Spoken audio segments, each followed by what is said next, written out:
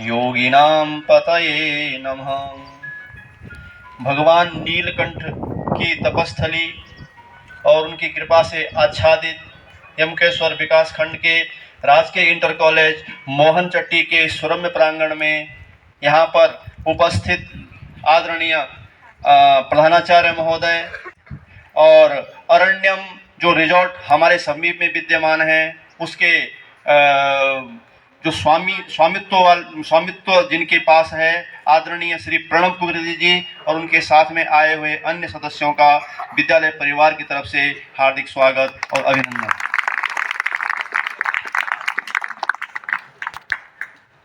प्यारे बच्चों,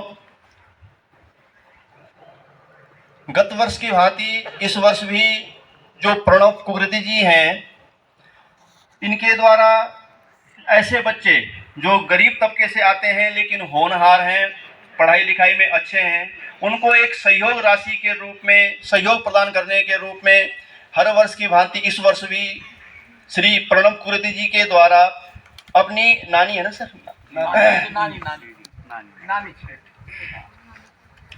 Shrimati Rajeshwari Devi memorial scholarship उनके द्वारा प्रत्येक वर्ष यहाँ पर जो हमारे मेधावी छात्र हैं उनको प्रदान की जाती हैं। कक्षा 10 के जो हमारे मेधावी छात्र होते हैं, तो इसके लिए विद्यालय परिवार की तरफ से, इस क्षेत्र की तरफ से आपका श्रीमान कुलकर्णी जी बहुत बहुत स्वागत, बहुत बहुत धन्यवाद हम प्रेषित करते हैं। और इससे पहले कि कार्यक्रम के विषय में हम और आपको जानकारी दें, मैं एक सामान्य औपचारिकता होती है उसको पूरा करने के लिए मैं चाहूँगा कि प्रधानाचार्य महोदय श्री कुलकर्णी जी को माल्यार्पण करके उनका स्वागत करने का कष्ट करेंगे।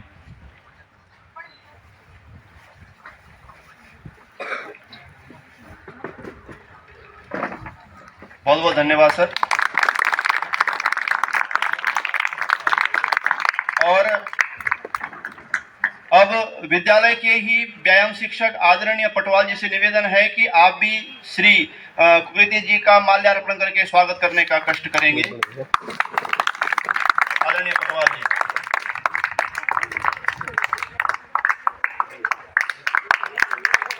और कार्यक्रम में विलंब न करते हुए मैं पुनः इस विद्यालय के हिंदी प्रवक्ता आदरणीय चमोली जी से निवेदन करता हूं कि सम्मान के रूप में श्री कुलकर्णी जी को शॉल भेंट करके उनका स्वागत करने का कष्ट करेंगे। बहुत धन्यवाद सर कि आपने समय निकाल करके यहाँ पर हमारे बच्चों के बीच में आए और उनके उत्साहवर्धन करने के लिए आप जो कार्य कर रहे हैं उसके लिए हम पुनः आपको धन्यवाद ज्ञापित करते हैं। प्यारे बच्चों, है फर्स्ट डिवीजन में जो पास होता है उसको 2500 रुपए की नगद धनराशि, तालियां बजाते रहो बेटा। सेकंड डिवीजन वाले को 2000 रुपए की नगद धनराशि और थर्ड डिवीजन वाले को 1500 रुपए की नगद धनराशि इनके द्वारा प्रेषित की जा रही है। और जो 5 और बच्चे हैं उनको क्या बोल, अच्छा 1000। उसके बाद फर्स्ट सेकंड थर्ड के बाद 5 ऐसे बच्चे जो उनके बाद जिनके नंबर थे, तो उनको सांत्वना पुरस्कार के रूप में, पारितोषिक के रूप में 1000 रुपए की धनराशि भी 5 बच्चों को प्रदान की जाएगी। तो हम ईश्वर से प्रार्थना करते हैं, भगवान नीलकंठ से प्रार्थना करते हैं कि आप इसी तरह से हमारे बच्चों का, मेधावी बच्चों का उत्साहवर्धन करते रहें और ईश्वर आपको इस प्रकार के नेक कार्यों को करने की और शक्ति प्रदान करे जिससे कि आप पूरे समाज में एक नारायणी नमस्ते। परम पिता परमेश्वर की असीम अनुकंपा से निर्झर बहती हुई यह हेमल नदी, जिनके चरणों को आच्छादित करते हुए भगवान नीलकंठ महादेव की असीम अनुकंपा से पिछले वर्ष भी यह देखिए कार्यक्रम किया गया था। विगत वर्ष 3 बच्चों को जो है कि आपके द्वारा 5000, 3500 और 2500 इस समय थोड़ा सा जो है कि हमने एक इसमें आदरणीय प्रणव कुकरेती जी, आरएनएम के संस्थापक, निदेशक और उनके साथ आए हुए हमारे अन्य साथी श्री चौहान जी, हाँ, हरिओम और दर्शन जी का भी यहाँ पर विद्यालय परिवार की तरफ से बहुत बहुत स्वागत, अभिनंदन। आपके द्वारा हमारे बच्चों को अपनी नानी श्रीमती राजेश्वरी देवी मेमोरियल स्कॉलरशिप प्रदान की जा रही है। विगत वर्ष भी आपने ये स्कॉलरशिप हमारे बच्चों को दी थी। इससे बच्चे प्रोत्साहित होते हैं। इस बार हमारे बच्चे उससे भी ज़्यादा अंक, हम भी जो है इस पुरस्कार को प्राप्त करें। अगले साल हम भी कड़ी मेहनत करें और हम भी इस पुरस्कार को प्राप्त करें। तो इसके लिए मैं श्री कुकरेती जी का पूरे विद्यालय परिवार की तरफ से हार्दिक अभिनंदन, आभार व्यक्त करता हूं कि उन्होंने अमूल्य समय अपना निकाला और हमारे बच्चों को प्रोत्साहित किया। बच्चों, इसमें बालिकाओं को प्रोत्साहित किया जा रहा है। आज बालिकाएं हमारी बहुत आगे पहुंच गई। जो बालिकाएं कभी घर से बाहर नहीं निकलती थी, वो आज महिला वर्ल्ड कप जीत के आ गई। देखिए, हमारी महिलाएं आज बहुत आगे चली गई, हमारी बेटियां। तो कुकरेती जी का ये प्रयास है कि हमारी जो बालिकाएं हैं, वो बालिकाएं और प्रोत्साहित हों और अपने ऊंचे ऊंचे पदों को प्राप्त करें, और ये सब बच्चों के लिए एक प्रेरणा है। तो विद्यालय परिवार एक बार फिर से कुकरेती जी का हार्दिक अभिनंदन करता है कि उन्होंने अपनी नानी के स्मृति में ये स्कॉलरशिप हमारे बच्चों को दी है। आपका सहयोग बराबर विद्यालय को मिलता रहता है और आप जो है समाज के प्रति भी चिंतित हैं। आपने अभी मुझे बताया, आप जो है चिंतन करते हैं, यहाँ की समस्याओं से वाकिफ हैं और आप चाहते हैं कि हमारे क्षेत्र की प्रगति हो। तो ये आपकी बहुत अच्छी सोच है और इसलिए पूरा विद्यालय परिवार, मैं तो कहता हूँ पूरा क्षेत्र आपका स्वागत करता है, अभिनंदन करता है और आभार करता है कि आप बच्चों को इस तरह से विद्यालयों में जाके प्रोत्साहित करते हैं। तो एक बार आपका फिर से विद्यालय परिवार की तरफ से बहुत बहुत धन्यवाद। वो महत्वपूर्ण नहीं होता है, हमें मिल रहा है वो महत्वपूर्ण है। तो इस बात को हमेशा ध्यान रखिए कि इनाम या सम्मान की कोई कीमत नहीं होती है, उसको कीमत से नहीं आंका जा सकता है, न उसकी कीमत लगाई जा सकती है। राजेश्वरी देवी मेमोरियल स्कॉलरशिप के माध्यम से प्रदान की जा रही है। तालियां बजाते रहो बच्चों।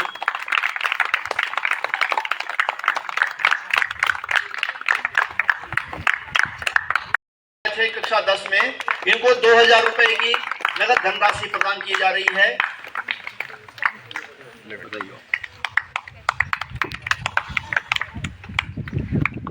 तालियां बजाओ।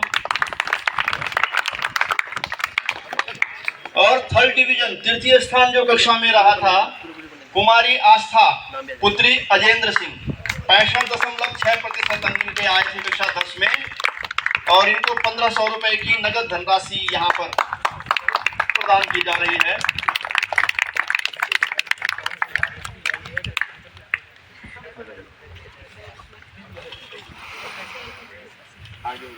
अब इसके बाद जो 5 सांत्वना पुरस्कार हैं, ये इसलिए दिए जाते हैं कि भले ही आप फर्स्ट या सेकंड नहीं आए, थर्ड नहीं आए, लेकिन आपका जो प्रयास था वो फर्स्ट सेकंड थर्ड आए हुए लोगों से बहुत पीछे नहीं था, आसपास था।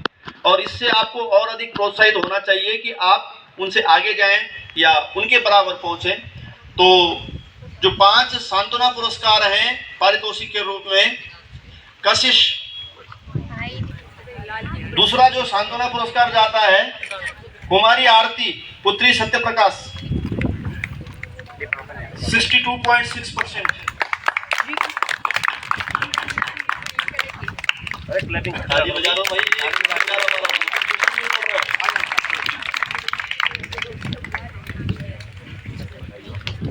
नंबर 3 पे है हिमानी पुत्री बीरबल सिंह 61% नंबर इनके आए थे।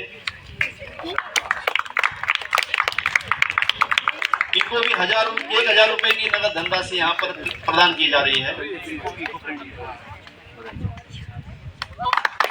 कुमारी दीपिका पुत्री विद्यादत्त 60.5% 60.8%, 60.8% दीपिका। और इसके बाद है कुमारी रुचिका, पुत्री अनिल चौहान, इनके भी 60% नंबर थे। और आजा बेटे, रुचिका आ जाओ। सर हमारी ये बालिका बड़ी होनहार है, परीक्षाओं में तो थोड़ा बहुत लिखने में ऊपर नीचे होता है, लेकिन ये विज्ञान प्रदर्शनी में भी बहुत अच्छा इसका प्रदर्शन रहता है। और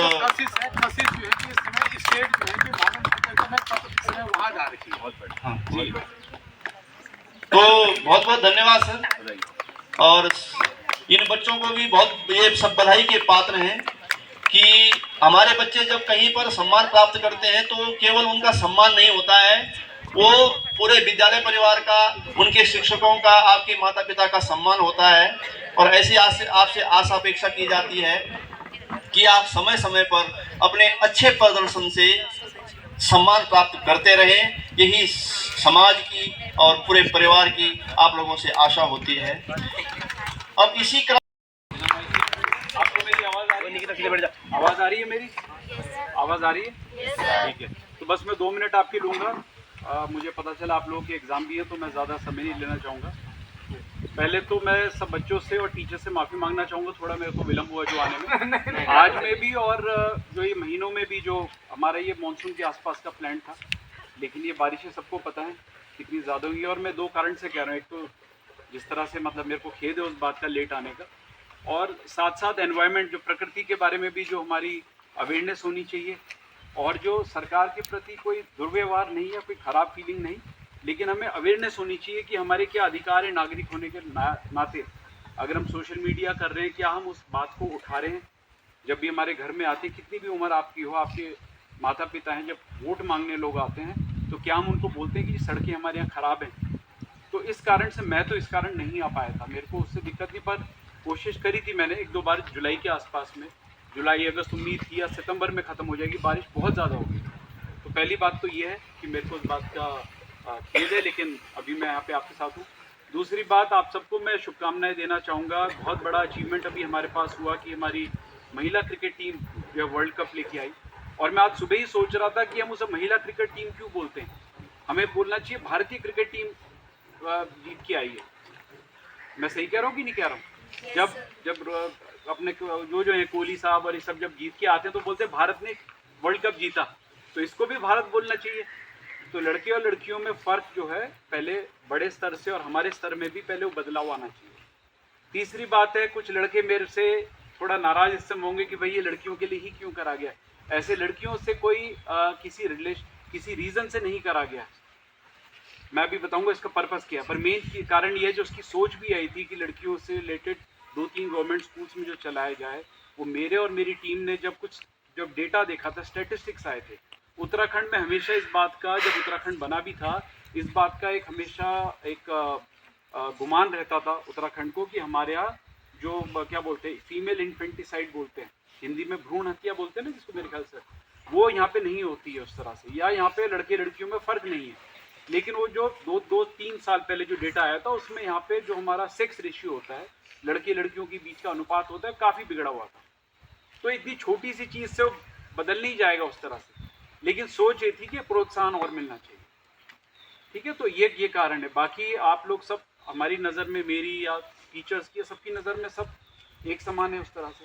तो बाकी जो भी आपके स्कूल के साथ जो भी लिमिटेड साधनों में हम लोग कर सकते हैं, तो उसमें हम ज़रूर करेंगे, जो भी चीज़ें आप बताएंगे जिस तरह से।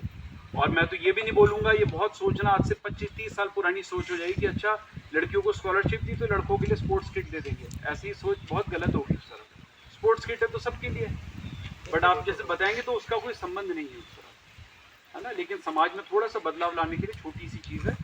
एक चीज़ और साथ में ये कि सर आप लोगों का बहुत बहुत धन्यवाद, आपने जितना मेरे बारे में बताया, जेन्युइनली इसमें मेरा कोई ऐसे योगदान नहीं है, ये मेरी तरफ से नहीं है। मैं बहुत ही छोटी सी चीज़ हूँ, कड़ी हूँ पूरी चीज़ में। और मैं यमकेश्वर को, मेरा पर्सनली मेरा परिवार यहीं को बिलोंग करता है। 250-300 साल पहले गुइल गांव से देहरादून मेरी फैमिली शिफ्ट हुई थी। तो एक सोशल रिस्पॉन्सिबिलिटी मेरी और मेरी टीम की है यहाँ की तरफ। हमने अभी बल्कि पिछले साल जो शुरू करा, अभी हर साल हम आप लोगों के आशीर्वाद से, आपकी गुड विशेस से रहेगा कि अगले 100 साल तक हम चला के रखें स्कॉलरशिप, जिनके स्कूल में हम कर पाएँ अपने संसाधनों के साथ। संसाधनों की बात मैं और मेरी कंपनी या मेरी टीम फेवर आप पे नहीं कर रही है, हम इसी ज़मीन से पैसा कमा रहे हैं, है ना। हमने रिजॉर्ट हम यहाँ पे चला रहे हैं, तो हमारा जिम्मेदारी है हर तरह से, कानूनन, नैतिक, हर तरह से हमारी जिम्मेदारी कि हम रोज़गार भी यहाँ पे दें और हम यहाँ पे जितनी भी तरह से इंटेलेक्चुअल यानी बुद्धि रूप से, फाइनेंशियली जितनी हमारी संसाधन है उतने में हम सपोर्ट करें। तो हम कोई अलग नहीं कर रहे। जो मैं कह रहा था, पिछली बार हमने गुड डीड्स पीपल नाम से मैंने बताया था, अभी 5-6 महीने पहले हमने रजिस्टर कराई है एक ट्रस्ट, हमने उसमें 5-6 ट्रस्टी हैं। उस तरह से नॉट फॉर प्रॉफिट NGO आपने सुना होगा, NGO का कई बार नाम बदनाम भी हो जाता है कि, पर वो हमारी उस तरह की नहीं, हम किसी और से पैसे नहीं लेते हैं, हमारी खुद की अपने फंड से जो हम कंपनी से अर्जन करते हैं उसमें हम कुछ पैसा, उसका 1%, 5%, 10% हम उसमें उस फंड डालते हैं और अपनी इच्छा अनुसार, क्योंकि हम किसी और से नहीं ले रहे। जैसे कई बार सुनते हैं कि कोई इधर उधर साधु सन्यासी कहीं से ले लिया, ये करेंगे वो करेंगे, हमारे में ऐसा कुछ नहीं, बड़ा सिंपल काम है। जो मन कर रहे हैं अपनी स्वेच्छा से हम उसमें करते हैं और अपनी स्वेच्छा से हम काम करते हैं। इस साल मानसून में करीब 10 से 15 हज़ार से ज़्यादा जंगली पेड़ों के हमने बीज, आप लोगों को पता भी नहीं होगा, आपके पूरे क्षेत्र में सिंदूड़ी कुमारथा में हमने 10-20 हज़ार से ज़्यादा उनका बीज लगाए, पौधारोपण कराए, जिससे कि यहाँ पे जो सॉइल इरोजन का इशू था जो है। तो बात ये है कि ये जो पैसे आपको बोल रहा हूँ, और भगवान की कृपा रही कि मतलब संसाधन मेरे पास रहे, तो उस वजह से और मेरे को पढ़ने लिखने का मौका मिला, एक्सपोजर का मौका मिला, तो उससे मैं आपसे शेयर कर रहा हूँ। तो जो आपकी बेसिक संस्कृति है, आप संस्कृति का मतलब जानते हैं, मेरे से बेहतर जानते होंगे, वैसे मेरी भी हिंदी बहुत अच्छी है, पर आप जानते होंगे संस्कृति जो उत्तराखंड की जो सिंप्लिसिटी है ना, उसको अगर आप नहीं भूलेंगे तो अच्छा रहेगा। दूसरों से सीखें ज़रूर। कल ही बल्कि अखबार में आया था परसों की, गढ़वाल के कुछ विलेजेस में आपने पढ़ा होगा, यहाँ पे निर्णय हुआ है कि जो शादियाँ होंगी गढ़वाल में, उसमें लेडीज़ 3 पीस गोल्ड से ज़्यादा नहीं पहनेंगी, तो दिखावे का कल्चर बहुत ज़्यादा हो गया। तो मैं आपको एक्सपीरियंस से बता रहा हूँ, मेरी 49 अब एज है और मैं एक्सपीरियंस से अब 23 या 24 ईयर से मैं कंपनी चला रहा हूँ और उसी सोच से करी थी कि उत्तराखंड में काम बढ़ाया जाए। ऑल ओवर इंडिया करता हूँ मैं और मेरी टीम काम करती है, लेकिन बहुत जगह हमारे अलग अलग काम है, साहसिक पर्यटन से रिलेटेड, साउथ में भी करते हैं, अंडमान में भी करते हैं।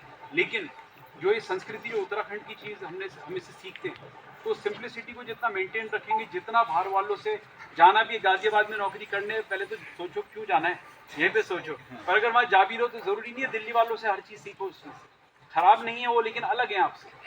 तो संस्कृति एक चीज़ है। दूसरी चीज़ आपकी प्रकृति है। आप में से जितने, अगर प्रकृति जानते हो, बेसिक नेचर, जितना आप आत्मचिंतन करके, अब अपॉर्चुनिटीज लास्ट ईयर थोड़ी सी हमारी बात हुई थी, करियर अपॉर्चुनिटीज पहले से बढ़ चुकी हैं। मेरे पिताजी के समय में था कि आप डॉक्टर इंजीनियर के अलावा बन नहीं सकते। जब तक मेरा समय आया पढ़ने का, उस समय आप चलो MBA भी कर लो, आप फैशन डिज़ाइनर भी बन लो। अब अगर मेरा बेटा जिस समय आएगा, आप लोग जिस समय हैं स्कूल कॉलेज में, आपकी अपॉर्चुनिटीज़ बहुत बढ़ेगी। आप फोटोग्राफर भी बन के, आप पेंटर भी बनकर, आप स्पोर्ट्स पर्सन बनकर भी उतने ही पैसे कमा सकते हो जो कॉर्पोरेट एग्जीक्यूटिव है। तो इसके लिए प्रकृति, टीचर्स की मदद से और आत्मचिंतन से अपनी प्रकृति को समझने की कोशिश करो, ठीक है ना। आपके करो वो, मैं आपको रिस्पॉन्सिबिलिटी से बोलता हूँ। बात लगेगा मन में एक बार को भी आएगा, अरे कहना आसान है, ऐसे थोड़ा ना कि हमें तो इंजीनियरिंग करनी पड़ेगी या हमें तो चपरासी की नौकरी के लिए अप्लाई करना, करो, पर इंजॉय करो उस बात का। कोई काम छोटा नहीं होता दुनिया में। अगर आप हाउसकीपिंग में भी काम कर रहे हो, कुक का काम भी कर रहे हो किसी में, तो बहुत अपॉर्चुनिटी, पर प्रकृति को पहचानना जरूरी है। ज़बरदस्ती, क्योंकि सब कह रहे हैं कि मैं लॉयर बनूँ तो इसलिए बन जाओ, नहीं। सब कह रहे हैं मैं होटल में काम करूँ, सारे कह रहे नहीं। योगा में अगर बॉडी में फ्लेक्सिबिलिटी है, समझो, मज़ा आ रहा है तो करो। तो आप लोग बहुत अच्छे समय में हिंदुस्तान में पैदा हुए हैं, मैं गारंटी करता हूँ रिस्पॉन्सिबिलिटी।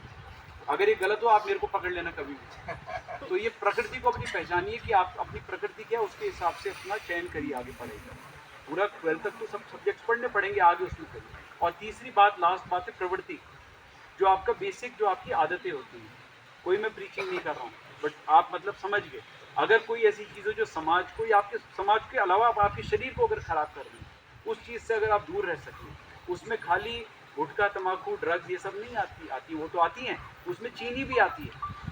इस समय हमारे देश में गांव में आजकल डायबिटीज़ की प्रॉब्लम जहाँ लोगों ने सुना नहीं था, ठीक है ना, अब गांव में पहुंच चुकी है। तो अगर आप अपनी अच्छी हेल्थ की आप कर सके, ठीक है, सो आपका मैं समझ, आप लोगों की मेरे से 100 गुना ज़्यादा बेटर हेल्दी लाइफस्टाइल होगी, क्योंकि आप चलते इतना ज़्यादा है।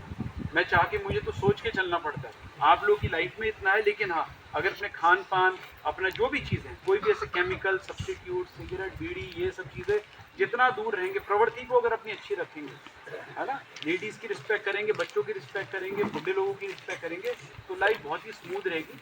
इसमें मेरा लेक्चर का कोई वो नहीं था, अगर आपको लगा तो आई एम सॉरी, लेकिन ये आपके करियर बनाने में आपको बहुत अच्छा है। तो बस इन्हीं के साथ मैं थैंक यू सो मच, आपने अपना समय दिया सब लोगों ने, और आपसे फिर से मुलाकात करें।